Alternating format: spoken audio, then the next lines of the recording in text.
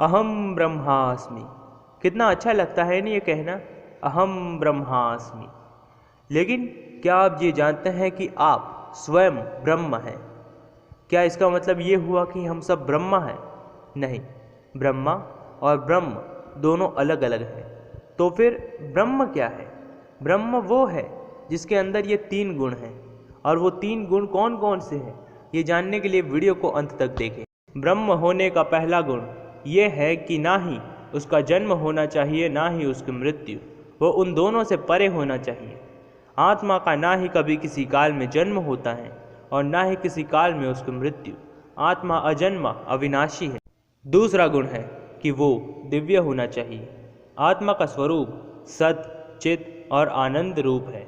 उसका भी स्वरूप पर ब्रह्म के जैसे ही सत, चित और आनंद स्वरूप है और इसीलिए आत्मा भी दिव्य है। तीसरा गुण है कि वो प्रकृति के 3 गुण सतो, रजो और तमो से परे होना चाहिए और आत्मा इन तीनों गुणों से परे है और इसीलिए उसे निर्गुण भी कहा जाता है।